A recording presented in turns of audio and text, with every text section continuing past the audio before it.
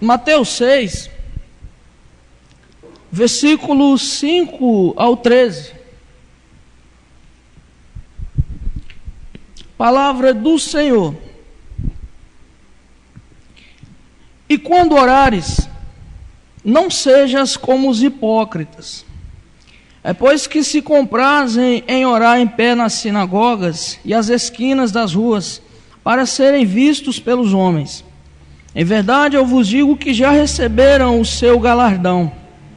Mas tu, quando orares, entra no teu aposento e, fechando a tua porta, ora a teu Pai que está em oculto. E teu Pai que vê o que está em oculto te recompensará. E orando, não useis de vãs repetições, como os gentios, que pensam que por muito falarem serão ouvidos. Não vos assemelheis, pois, a eles, porque o vosso Pai sabe o que vos é necessário, antes mesmo de vós lhe pedirdes. Portanto, vós orareis assim: Pai nosso, que está nos céus, santificado seja o teu nome.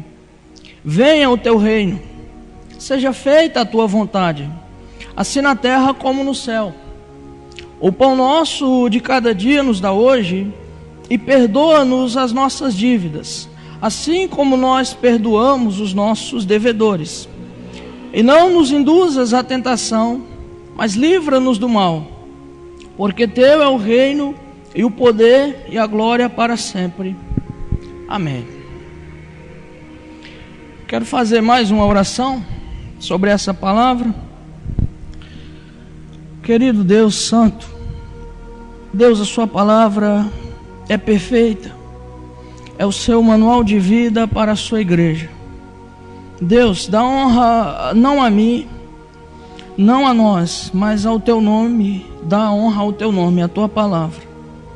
Glorifica, Senhor, o teu nome pela palavra, que eu possa ser edificado com essa palavra, que meu coração possa ser edificado, transformado a cada dia, santificado por essa palavra.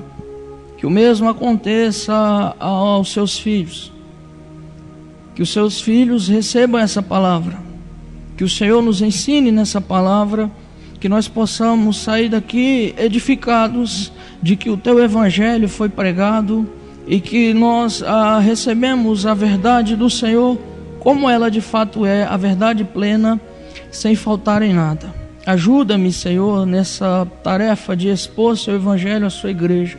Ajude também aos corações dos mais sensíveis aos mais endurecidos.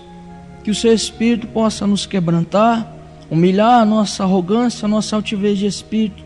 Que o Senhor seja exaltado para a sua própria glória em Jesus, pelo seu Espírito na sua igreja. Amém.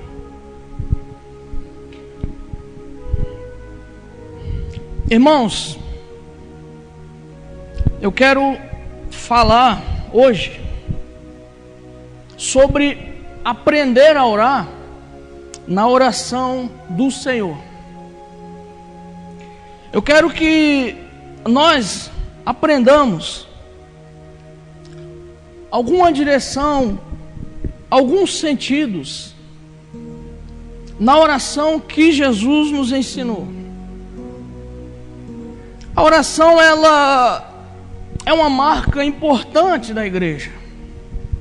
A oração, ela é uma das doutrinas que podemos chamar de fundamento da igreja.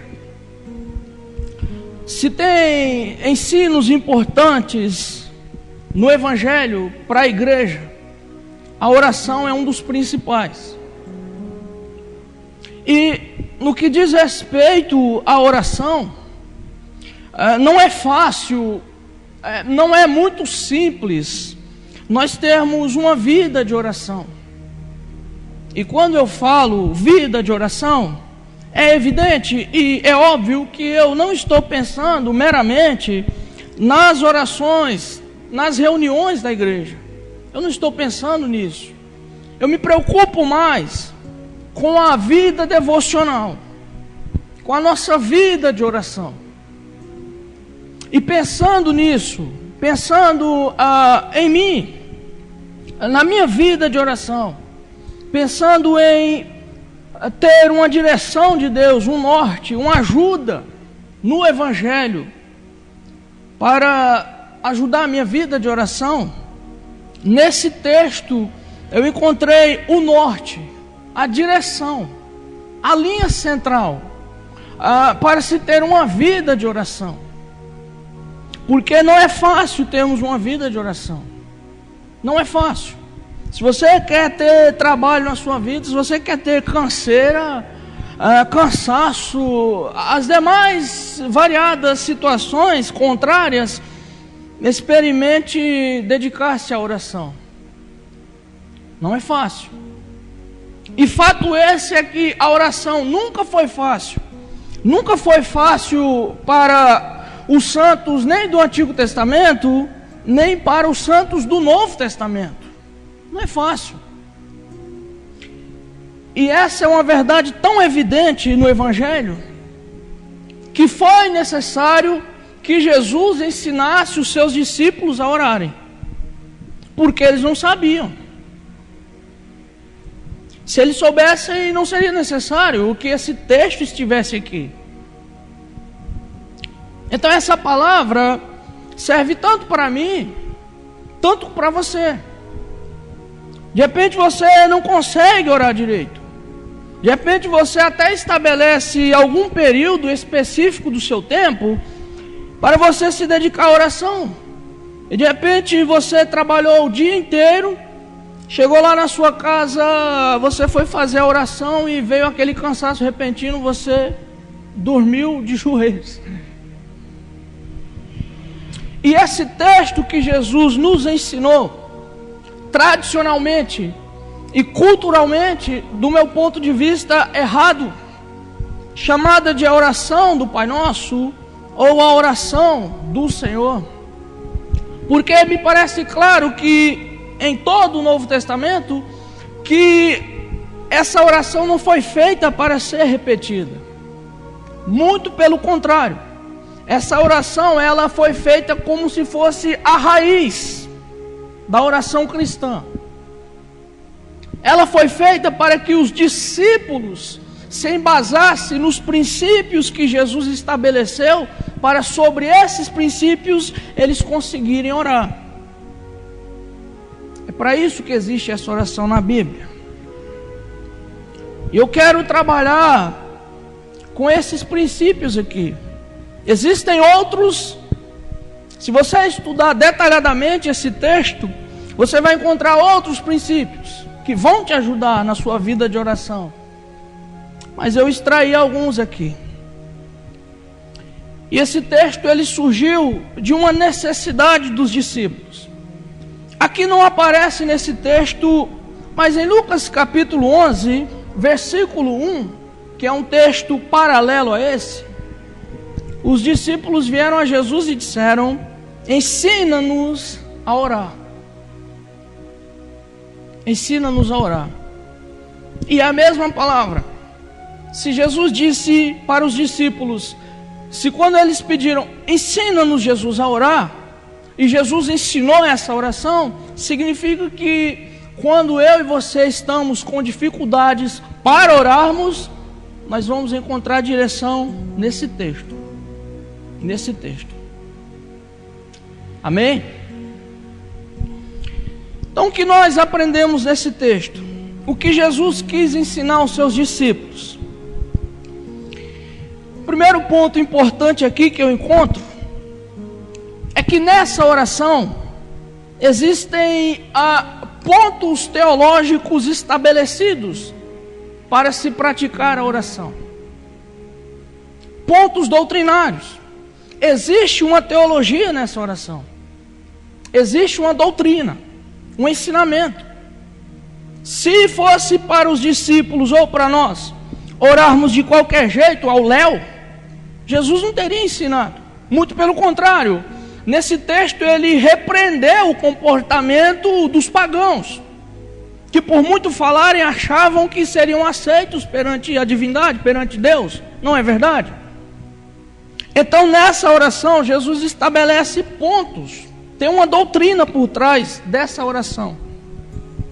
E o primeiro princípio que eu encontro, o primeiro ponto doutrinário, teológico dessa oração, é da paternidade de Deus. Notem vocês, no versículo 9, que ao começar a oração, Jesus ensina para eles: vocês orem assim. E a primeira palavra que o versículo continua é Pai Nosso. Pai. Irmãos, Jesus nos ensinou que o princípio básico para se iniciar uma oração é uma relação de pai para filho. Quando a Bíblia fala de pai, só diz uma coisa: que eu e você, sem Jesus, éramos ímpios, pecadores, perdidos, destinados ao castigo pelos nossos pecados. Mas diz a Bíblia que Jesus veio, morreu por nós, e em João capítulo 1, versículo 12 diz que aos que creram, deu-lhes o poder de serem feitos filhos de Deus. Nós somos filhos, filhos de Deus, filhos de Deus. O apóstolo diz assim: aí vejam, quão grande amor nos tem concedido o Pai, que fôssemos chamados filhos de Deus. Se outra hora nós éramos considerados inimigos de Deus, pecadores, ímpios, quando Jesus veio, e quando cremos nele, agora nós somos filhos. Então Jesus fez questão de mostrar aos discípulos que a relação para se estabelecer uma oração eficaz, uma vida de oração, é entendendo que Deus é o nosso Pai. Deus é o nosso Pai. Deus é um Pai. Quando fala que Deus é Pai, fala que Deus tem um cuidado especial conosco. Deus tem uma regência, uma forma certa, correta de tratar conosco. Em outra passagem, Jesus ensinando os discípulos, ele disse assim: vocês sendo maus, sabem dar coisas boas aos vossos filhos, quanto mais o vosso Pai Celestial não vos dará todas essas coisas, e também o Espírito Santo. Eu estou vivendo essa experiência de ser pai. Isso me ensina muito, porque esse menino é necessitado, porque a cada lágrima dele, a cada choro, a cada fala, o pai já sabe automaticamente o que quer. E pensem vocês que dificilmente eu vou estender minha mão para fazer mal a esse filho. Muito pelo contrário, eu vou fazer tudo que for necessário para dar o que é melhor para ele. Quanto mais Deus. Ora, se eu e você somos manchados de pecado, se eu e você somos atrofiados pelo pecado, e mesmo assim nós abençoamos os nossos filhos, nós cuidamos dos nossos filhos, quanto mais Deus, nosso Pai Celestial. Então, irmãos, quando Jesus ensinou aos seus discípulos, ele fez questão de dizer: vocês não estão dirigindo-se a um carrasco, vocês não estão se dirigindo a um imperador cruel, vocês não estão se dirigindo a um rei tirano que gosta de ver sangue derramado. Não, vocês estão se dirigindo ao Pai Celestial. Pai, se tem uma palavra que se pode exprimir cuidado, a regência, controle, amor fraterno, amor familiar, essa palavra é Pai. Pai. Então, se eu e você formos para o lugar secreto da oração e tivermos em mente que nós estamos nos dirigindo ao nosso Pai, eu acredito que será muito mais fácil de nós termos uma vida de oração. Será muito mais fácil. Deus é o nosso Pai. E o fato de Deus ser Pai Não pensem vocês que significa que fazemos o que queremos. Não. Longe de Deus ser um pai irresponsável, Deus é um pai que, segundo Hebreus capítulo 12, versículo 5 ao 7, diz que Ele ama e corrige aquele que recebe por filho. Assim quando nossas crianças vão crescendo e sentamos a palmada, de vez em quando uma cipolada, Deus faz isso conosco também. Deus faz. Mas Deus é um pai. Maravilha essa palavra. Porque eu entendo que se Deus é pai e cuida de mim, eu descanso em suas promessas. E se eu entendo que Deus é pai e me corrige, eu descanso no sofrimento.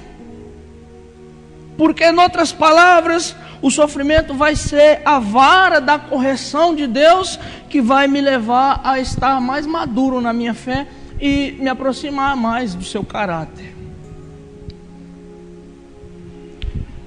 O primeiro princípio que Jesus nos ensina é esse: que Deus é pai. Na oração, Jesus nos ensina a termos a paternidade de Deus como nossa direção. Então, quando você for orar, lembre-se que você está tendo um diálogo com o seu Pai do céu, assim como você teria um diálogo com o seu Pai. Amém? Mas esse texto, Jesus nos ensina outro princípio. Jesus diz que não somente sobre a paternidade de Deus, mas Ele também nos fala da transcendência de Deus, da superioridade, da majestade, da subelevação, da glorificação, da majestade de Deus acima de todas as coisas. E é por isso que, mesmo no versículo 9, ele diz: vosso Pai, e ele acrescenta, que está nos céus. Quando a Bíblia fala está nos céus, não está dizendo assim que Deus está lá nos céus e nós aqui. Não é isso. Porque Deus está em todo lugar, não está? Não é Deus? Mas a verdade que está por trás desse versículo é que Deus é superior a tudo que existe. A tudo que existe. Quando Jesus disse: o Pai de vocês que está nos céus, Jesus está ensinando uma lição muito importante aos discípulos. E preste atenção, porque eles pediram para serem ensinados a orar. Porque existiam outras orações que eram feitas. Existiam os discípulos de João Batista que oravam, existiam os saduceus, os fariseus, os pagãos, e oravam e faziam a coisa toda errada. E eles disseram: Jesus, nos ensina como é certo. E quando Jesus ensina sobre essa grandeza, sobre Deus estar acima, elevado nos céus, é porque Jesus está estabelecendo aqui um limite para o ser humano e Deus. Porque os pagãos, eles tinham o costume de monopolizar Deus. Eles tinham o costume de controlar a divindade através de palavras mágicas. Os pagãos, eles entendiam que através de sacrifícios, através de ofertas, através de oferendas e etc., eles conseguiriam controlar a divindade. Até o povo de Israel achava que poderia controlar Deus. Porque Deus estabeleceu com eles um pacto e edificou um templo. Então eles viveram no pecado, eles adulteravam, eles roubavam, e eles achavam que Deus não faria nada com eles porque tinha um templo lá em Jerusalém. E nos dias do profeta Isaías, lá no capítulo de número 66, versículo 1, o povo achava que Deus ele estava restrito a um templo. Eles achavam que Deus estava preso a uma situação, porque Deus fez um pacto com eles e eles pensavam que Deus estava preso. E o profeta diz assim: o céu é o meu trono, e a terra é o escabelo dos meus pés. Que casa vocês me edificarão? Ou que lugar será o lugar do meu repouso? Deus estava repreendendo eles. Até o povo de Israel, o povo da aliança, achava que Deus poderia ser controlado. E os pagãos faziam a mesma coisa, e Jesus trata de ensinar para os discípulos que não é dessa forma a oração. Quando Jesus diz assim: teu Pai que está nos céus, está indicando, está comunicando-nos respeito e reverência. Reverência. O Pai Celestial. O Pai Celestial. A Bíblia diz que os céus dos céus não pode conter ao Senhor. Deus é soberano, Deus é sublime, Deus é majestoso. E eu vou falar para vocês que a igreja brasileira, a igreja moderna, faz a mesma coisa. Qual a diferença do pagão que tentava controlar Baal, que controlava Azerá, para esses pregadores que ficam determinando?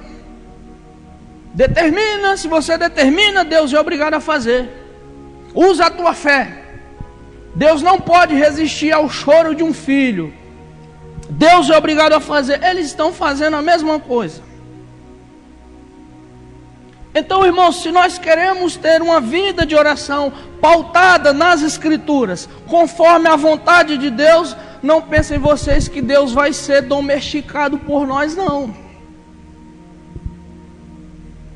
Então, por favor, se você lá na sua casa liga a sua televisão e você vê um tal pregador lá, e ele diz assim: determina, não aceita, eu não aceito essa situação, em nome de Jesus, repreenda isso aí.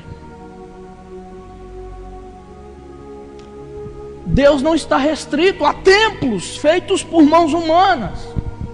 Se Deus quiser fazer, eu estou orando por uma causa, eu fiz campanhas de 7 dias, chegou o 7º dia, Deus não fez nada, desviou. Quem foi que falou que em algum dia Deus é obrigado a atender o seu pedido? Porque você criou na sua cabeça que Deus tinha que fazer? Aprenda com Jó. Deus deu, Deus tomou. No saí do ventre de minha mãe, no voltarei para lá. Bendito é o seu nome.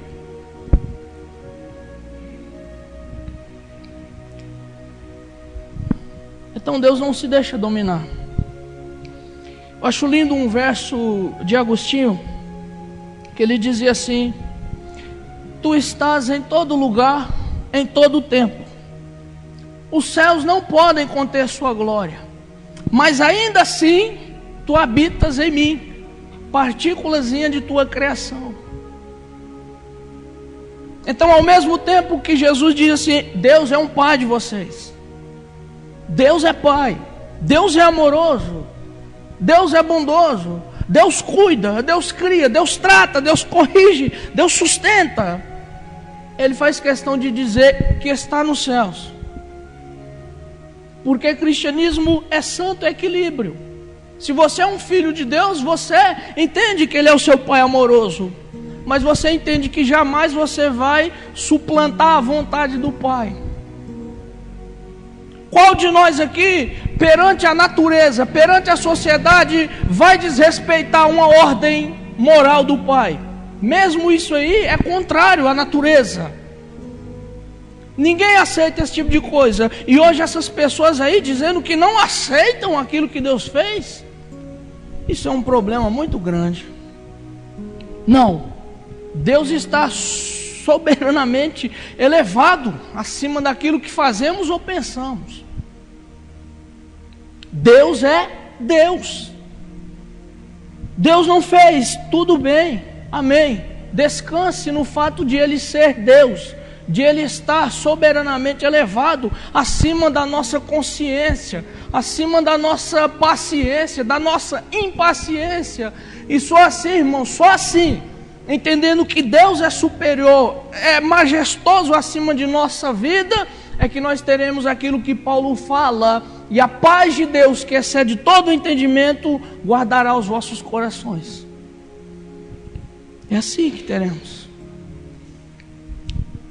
Jesus nos ensina que Deus é transcendental.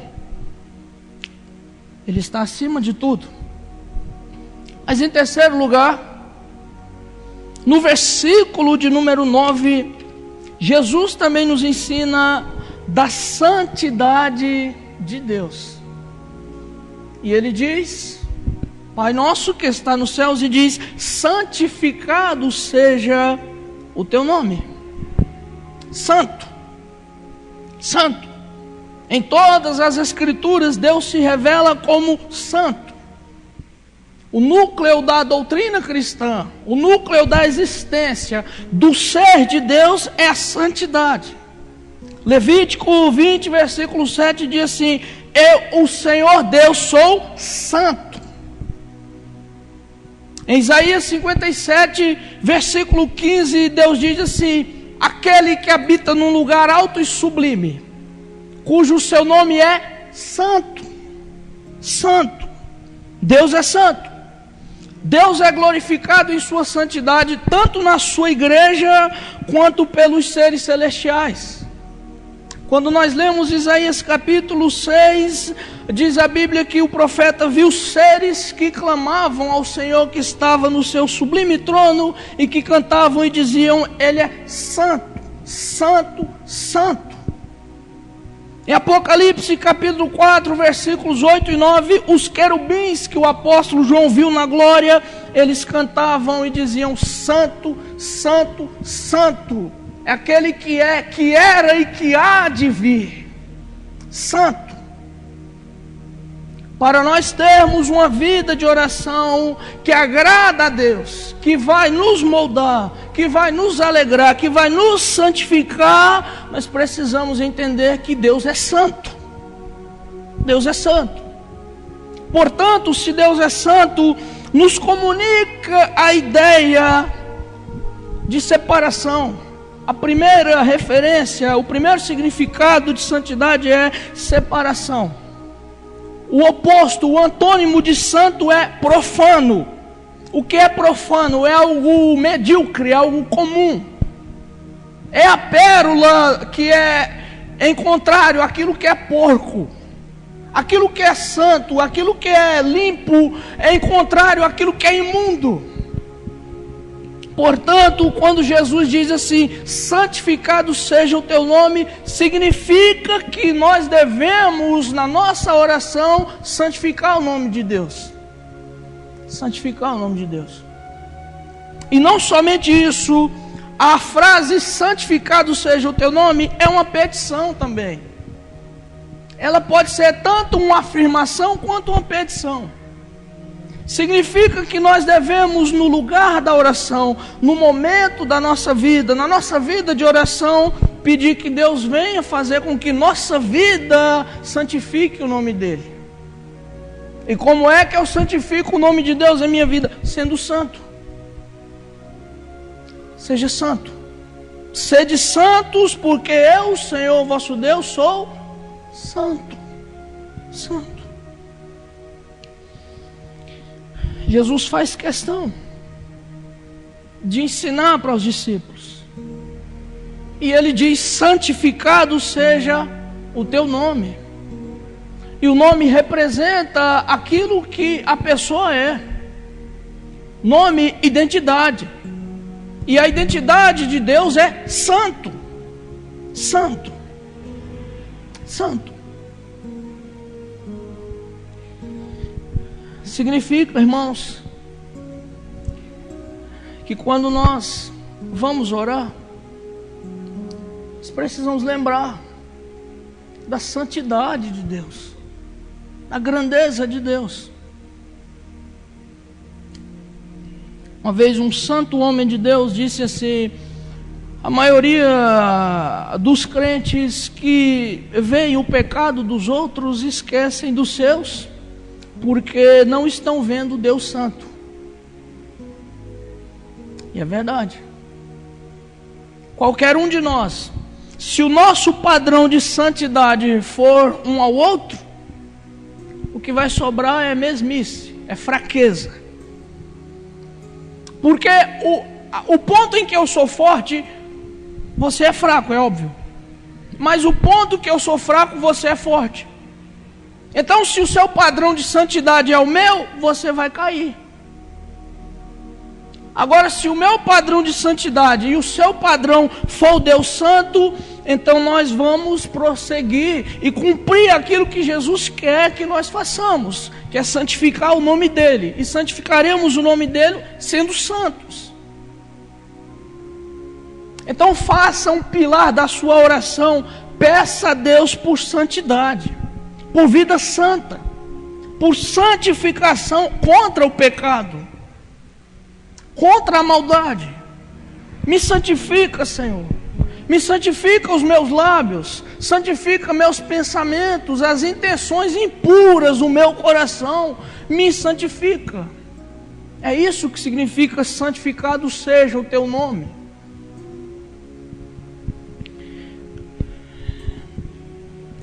A santidade de Deus é um dos pontos sobre os quais nós devemos apoiar a nossa vida de oração. Mas Jesus ainda nos ensina outra verdade importante sobre a oração. E Ele nos fala do poder de Deus, da onipotência de Deus, do governo, da regência de Deus.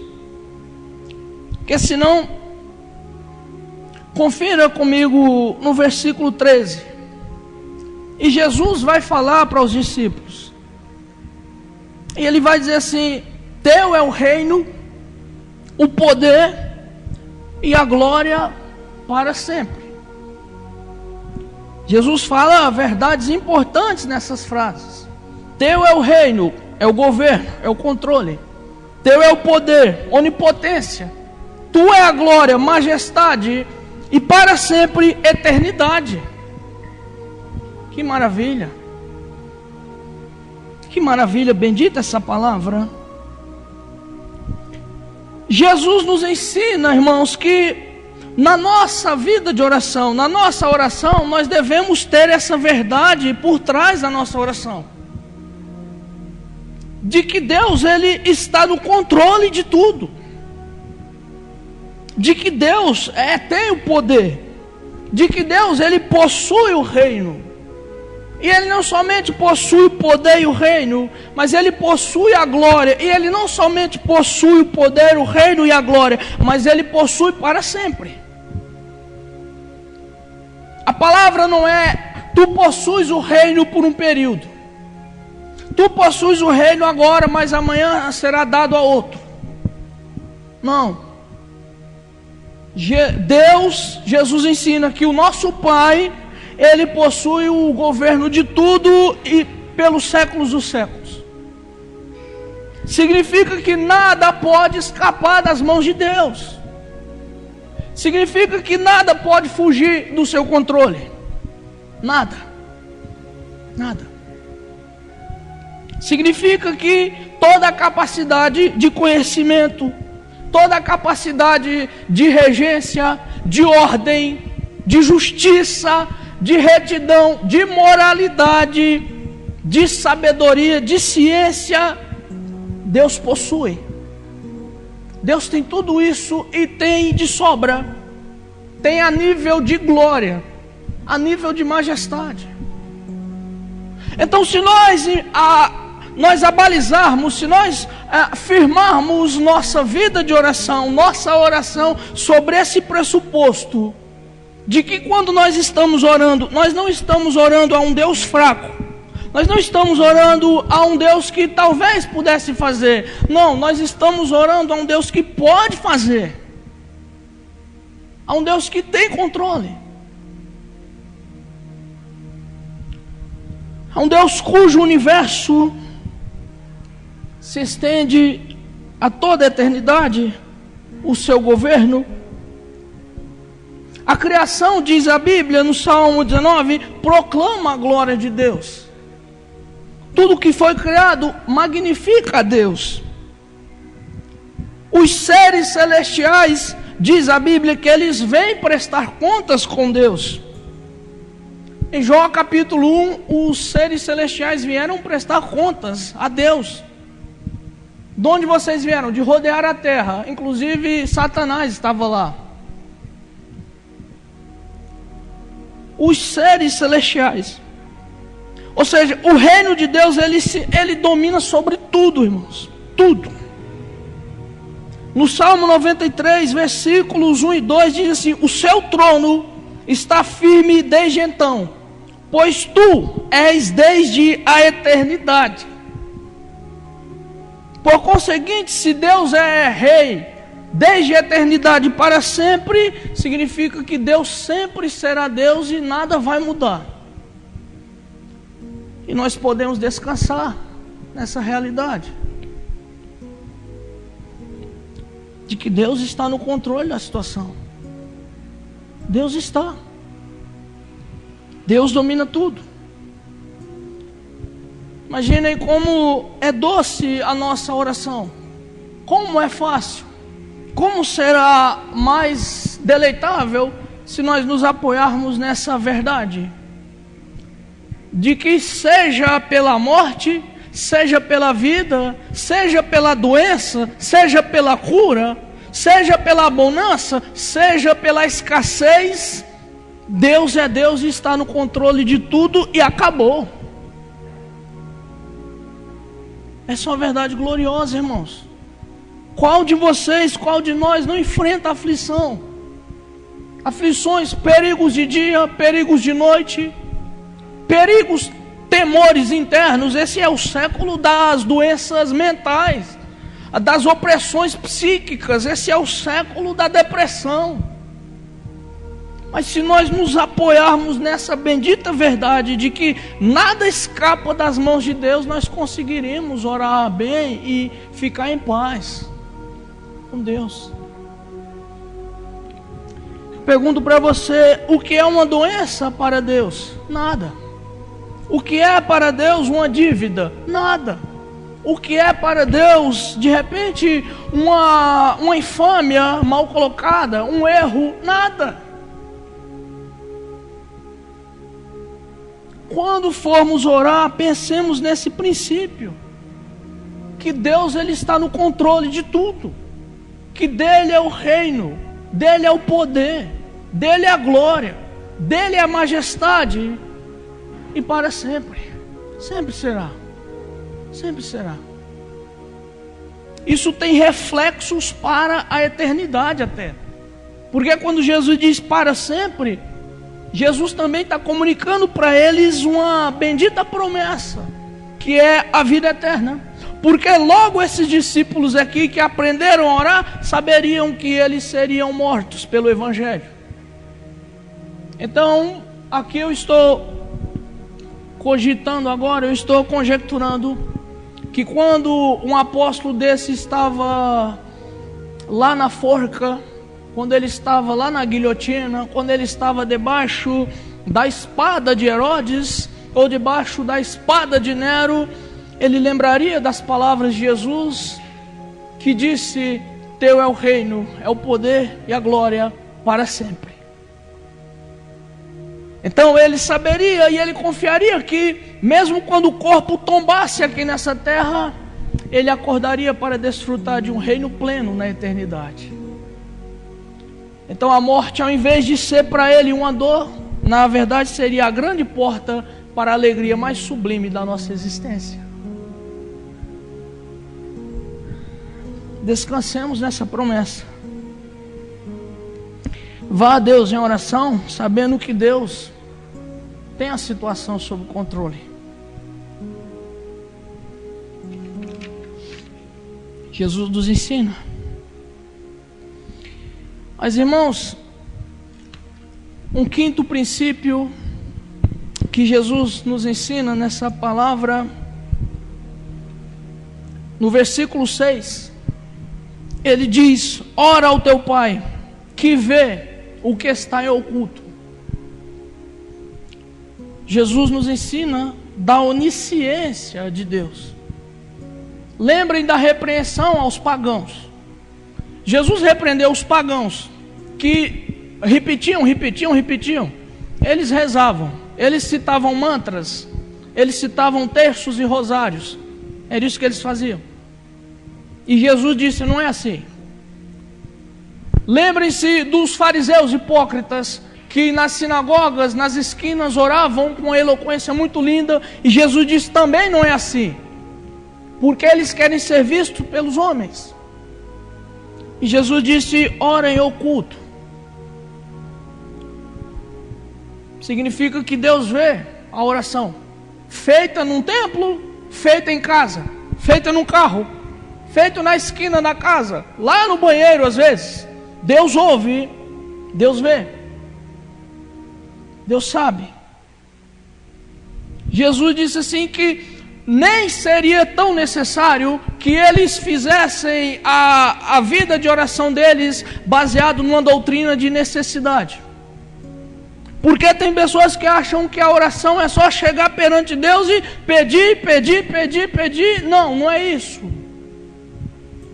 Jesus deixou claro e disse assim que o vosso Pai Celestial sabe o que vocês precisam mesmo antes de vocês pedirem. Então aquelas necessidades que eu e você temos, Deus sabe. Não significa que não devamos pedir ou repetir essas orações, não. Mas significa que nós não podemos fazer da oração simplesmente uma doutrina de petição. Me dá. Não, não é isso. A oração vai muito além disso. Jesus nos ensina que Deus é onisciente. Deus sabe tudo.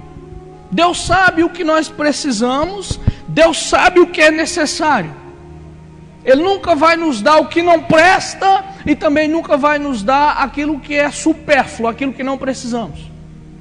Deus dá aquilo que é justo, aquilo que se adapta, aquilo que nos faz crescer perante Ele.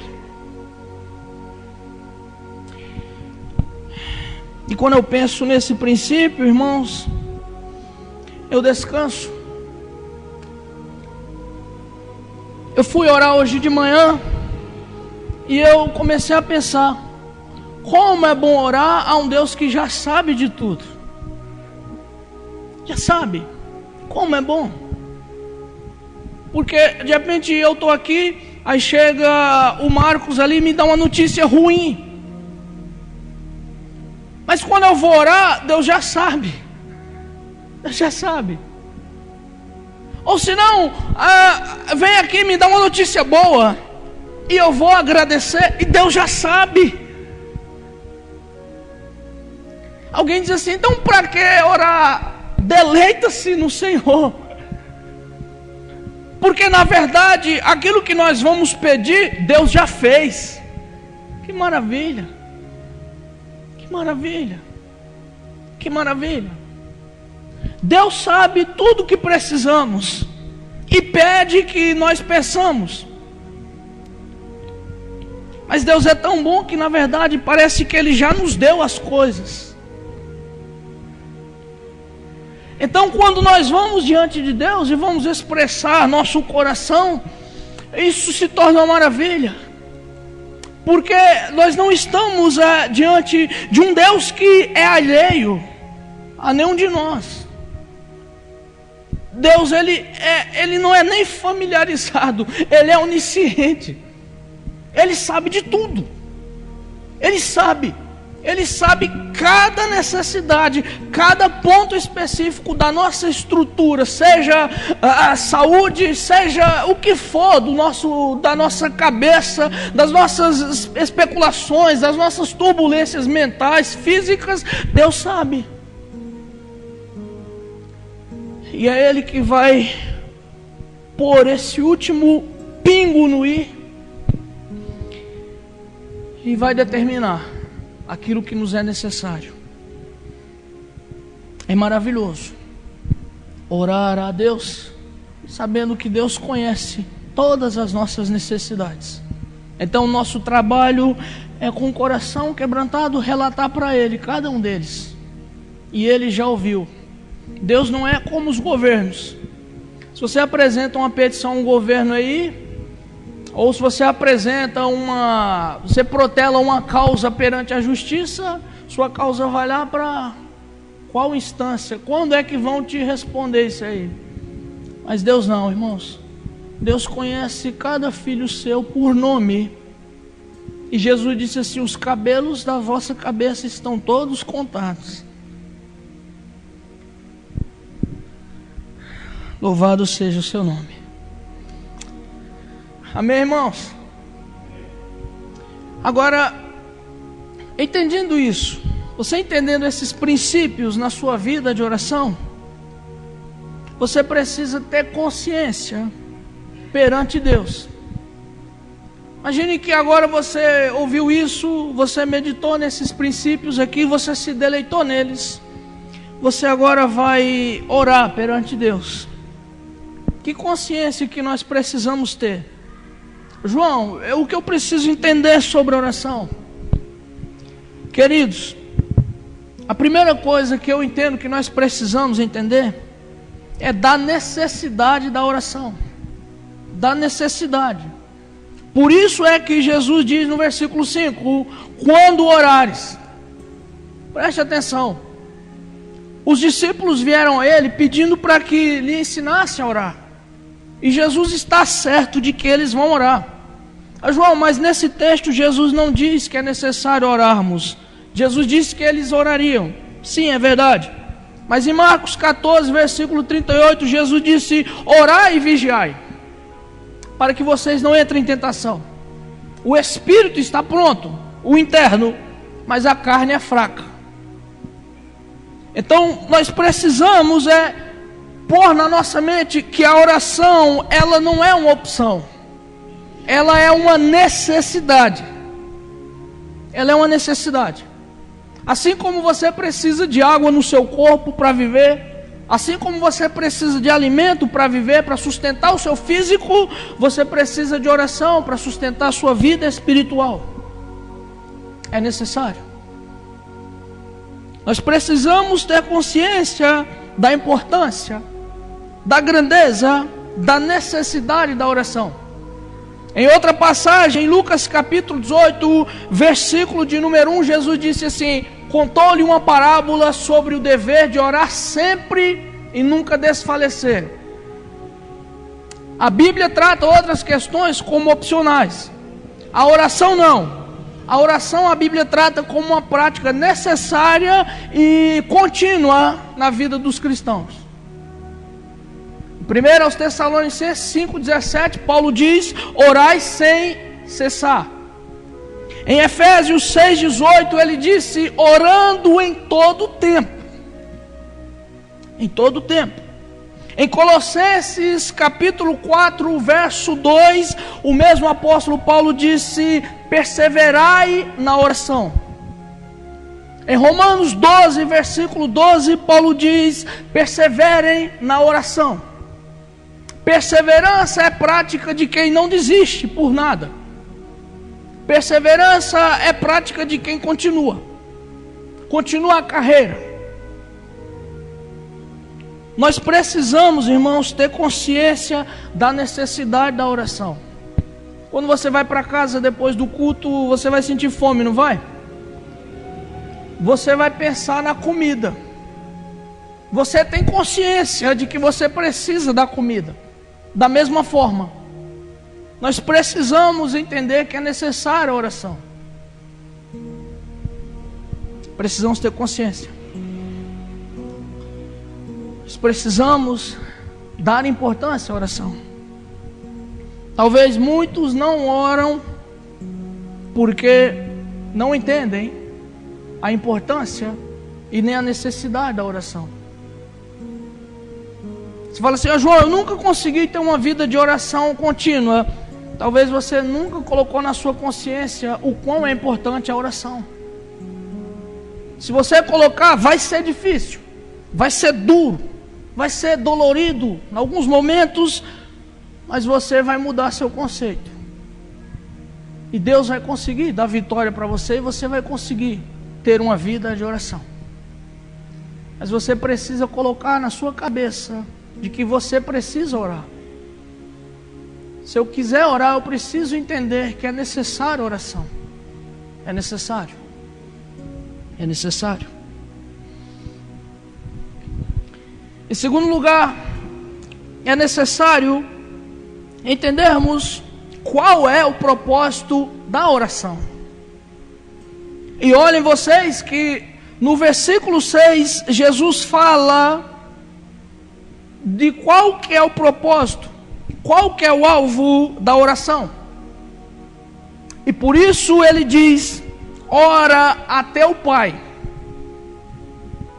A oração é um diálogo, é uma conversa.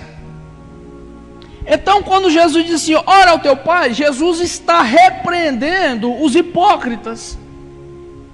Os hipócritas que ele diz assim: oram para serem vistos pelos homens. O propósito da oração é ir a Deus, é direcionar-se a Deus. Oração, podemos resumir, é buscar a Deus, conversar, falar, dialogar com Deus. Ô João, assim como eu e você conversamos, sim, em algum sentido sim. Oração é diálogo, é fala. Então, quando nós nos portamos em oração, quando nós nos separamos um tempo, ou quando nós, no nosso cotidiano, na nossa cabeça, nós estamos pensando em orar, nós temos que ter essa consciência de que o propósito da nossa oração é ir a Deus. É ir a Deus.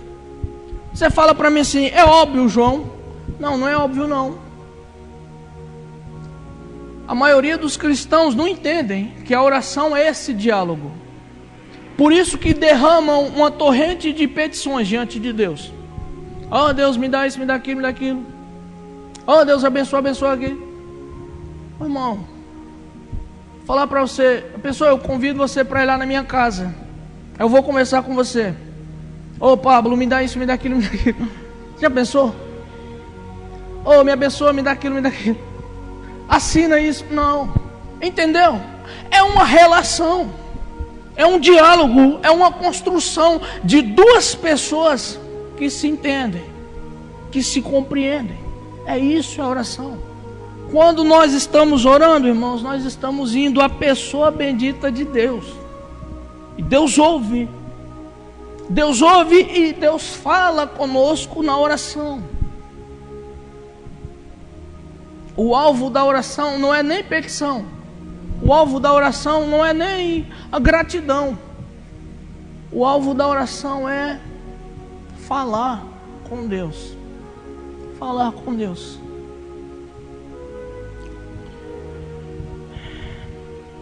E eu sei que é difícil. E às vezes nós queremos ir a Deus e derramar perante Ele uma torrente de palavras, e não parece que aquela frase, o céu é de bronze, não é verdade? E a palavra de Deus nos ensina verdades tão maravilhosas, que nem sempre a oração tem linguagem externa. Algumas das orações mais lindas da Bíblia não tinham linguagem. É como a oração de Ana. Diz a Bíblia que ela murmurava os lábios. Porque na verdade é o coração quebrantado, é a expressão da alma que é elevada perante Deus. Oração. O alvo da oração é ir a Deus. Quando você fala vou orar, tenha em mente primeiramente isso, que você está indo a ter uma audiência com seu Pai Celestial.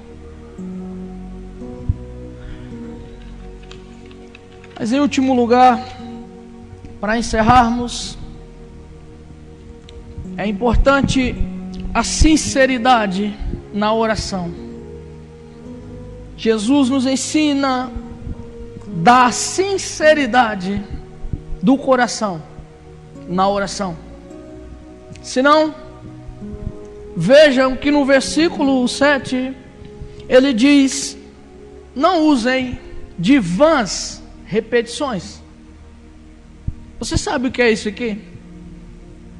Isso aqui são aquelas orações decoradas. Isso aqui são aqueles mantras dos hindus, dos budistas, dos romanistas. São. Os judeus faziam essas orações rotineiras também. Eles achavam que pronunciarem nomes de Deus, decorarem frases em nome de Deus, era oração. E Jesus está dizendo para os discípulos: oração não é nada disso. Não façam igual os hipócritas. Não façam igual os pagãos, que não têm entendimento algum. O que Jesus está nos ensinando, penso eu, é que no momento da oração, nós não precisamos, irmãos, perante um Deus todo-poderoso, perante um Deus onisciente, onissapiente, sabe tudo, conhece tudo, nós não precisamos colocar máscaras perante Deus, não. Até porque nem dá, não é? Você pode esconder dos homens, mas de Deus nós não escondemos nada. Então, as pessoas acham que o momento da oração é derramar palavras eloquentes perante Deus. Há pessoas que escrevem orações num texto assim: oração do dia, oração da vitória. É sempre essas orações. Eu nunca vi uma oração da derrota escrita, mas é sempre isso. Oração da guerra. Aí as pessoas vão lá, pegam aquele negócio, repetem um negócio. Não, está errado. Jesus disse: não usem de repetições vãs, inúteis, não servem para nada. Quando nós vamos em oração a Deus, não importa qual que é a situação em que nós nos encontramos. Eu acabei de pecar. A Bíblia diz que um pecador chegou diante de Deus e batia no peito: tem misericórdia de mim, pecador. Foi para casa justificado. Algum tempo atrás dizia assim: está em pecado, não pode orar. Poxa, todo mundo está em pecado, ninguém pode orar. Mas o pecado dele é adultério, e o seu pecado é enxergar o pecado dele. Deveria olhar o seu. É verdade. Não. Sinceridade do coração. Se nós formos para a oração com um preconceito criado errado, com orações formalizadas na nossa cabeça, que nos ensinaram ou que aprendemos em algum lugar por conta própria, nós não vamos ter êxito na oração. Agora, se nós chegarmos no lugar da oração e despejar o nosso coração para Deus: Deus, é isso mesmo. Deus, eu queria ser mais santo, mas eu pequei contra o meu irmão. Deus, eu queria ser mais santo, mas eu pequei contra minha esposa. Deus, eu queria ser mais santo, mas eu pequei na rua, no trânsito, no trabalho, na igreja, em algum lugar. Mas despeja o seu coração perante Deus e Ele vai te ouvir. Às vezes é isso que só precisa ser feito na vida de alguns. Às vezes tem pessoas que vivem no pecado e o diabo parece que engana as pessoas, e elas vão para casa, quando chega um momento devocional, elas se encostam em algum lugar, oferecem lá, Deus, outros fazem um Pai Nosso, né? Pai Nosso, e pronto, amém, e vai dormir. E o coração sabido, a vida cansada, de que sabe que não está com Deus, sabe que isso ali não está agradando a Deus. Mas Jesus quer sinceridade do nosso coração, em tudo. Deus, não está bom, Senhor, minha vida está vazia, minha alma está seca. Ele quer ouvir isso mesmo, sinceridade. Deus, eu não estou satisfeito com isso, eu não estou conseguindo. Deus, eu estou preocupado com isso. Deus, eu fiz isso, eu sinto que eu não estou É isso que Ele quer ouvir. Deus, eu me ofendi com o irmão tal, será que era isso mesmo? Eu não vi direito, não. É isso que Deus quer. Não precisamos pôr máscaras perante Deus, porque do fundo do seu coração Deus conhece tudo ali, os pensamentos e intenções. Então, quando você ou eu formos para o aposento da oração, vamos expor para Ele mesmo: Deus, está assim, assim, é isso, é isso. Escancara para Deus as portas do coração, e aí nós vamos frutificar nossa vida de oração. Irmãos, Para finalizar,